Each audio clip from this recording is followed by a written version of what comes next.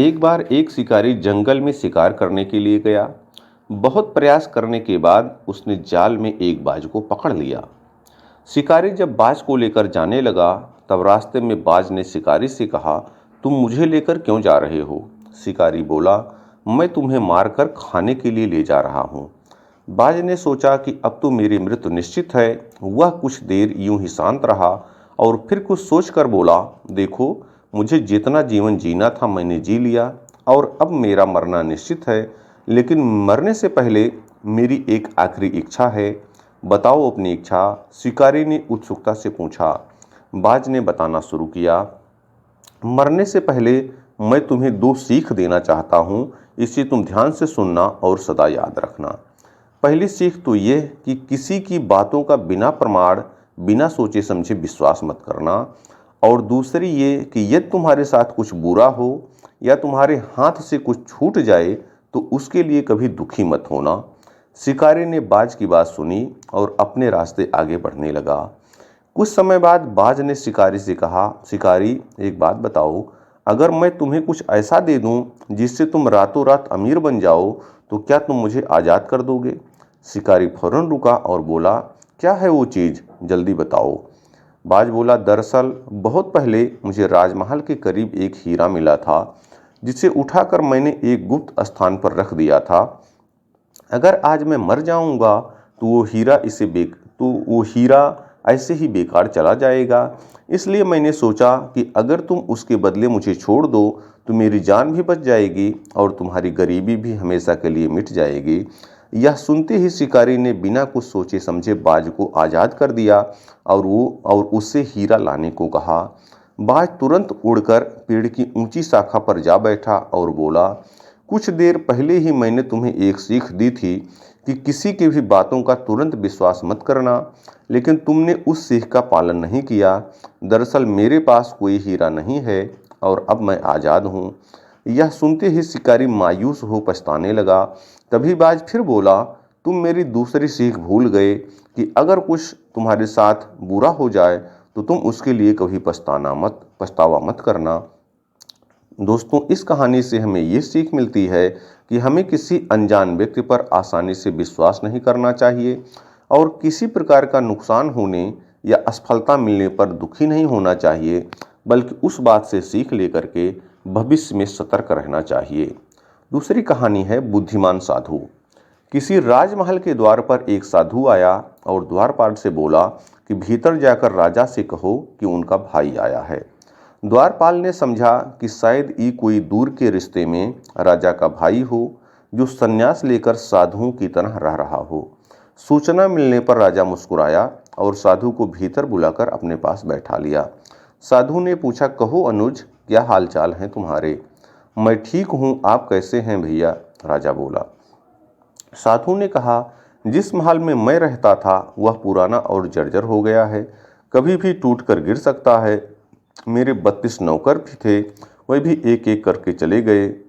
5 रानियां भी वृद्ध हो गई हैं और अब उनसे कोई काम नहीं होता।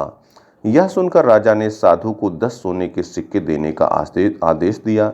साधु ने 10 सोने के सिक्के कम बताए। तब राजा ने कहा, इस बार राज्य में सूखा पड़ा है, आप इतने से ही संतोष कर लें। साधु बोला, मेरे साथ 7 समुंदर पार चलो, वहाँ सोने की खदानें हैं। मेरे पैर पड़ते ही समुद्र सूख जाएगा। मेरे पैरों की शक्ति तो आप देख ही चुके हैं। अब राजा ने साधु को 100 सोने के सिक्के देने का आदेश दिया।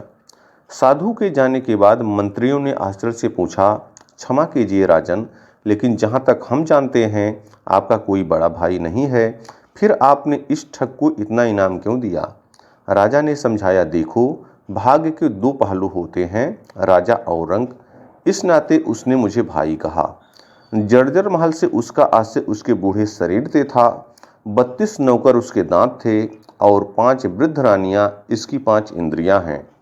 समुद्र के बहाने उसने मुझे उलाहना दिया कि राजमहल में उसके पैर रखते ही मेरा राजकोष सूख गया, क्योंकि मैं उसे मात्र 10 सिक्के दे रहा था, जबकि मेरी हैसियत उसे सोने से तौल देने की है।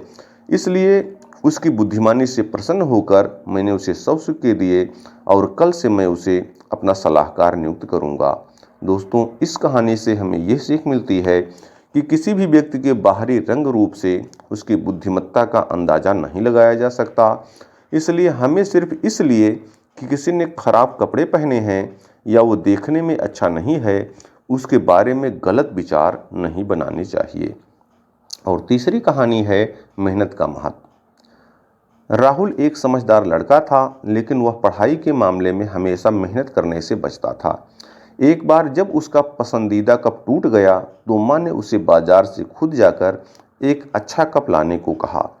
पहली बार राहुल को इस तरह कोई काम मिला था। वह मन ही मन खुश हो रहा था कि चलो इसी बहाने उसे बाहर जाने को मिलेगा और उतनी देर कोई पढ़ने के लिए नहीं कहेगा। वह पास के बाजार में पहुंचा और इधर उधर कप खोजने लगा।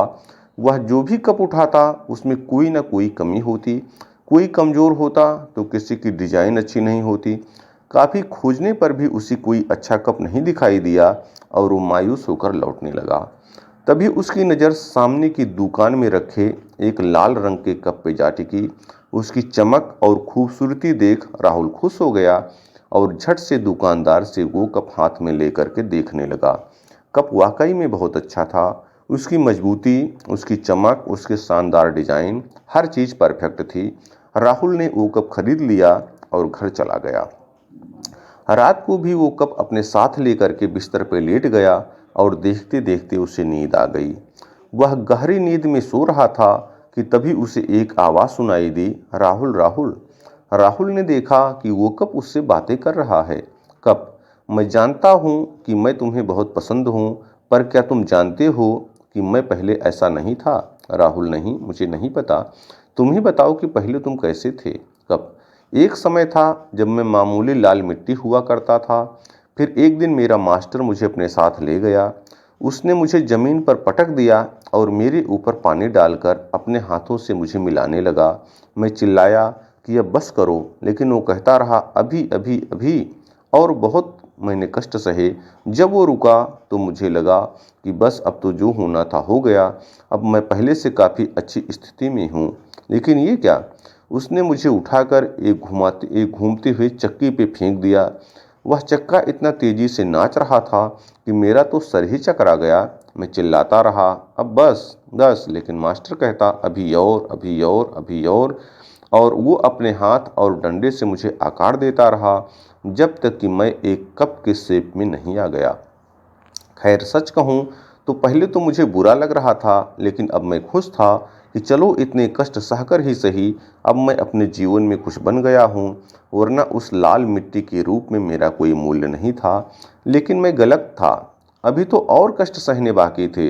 मास्टर ने मुझे उठाकर आग की भट्ठी में डाल दिया। मैंने अपने पूरे जीवन कभी इतनी गर्मी नहीं सही थी।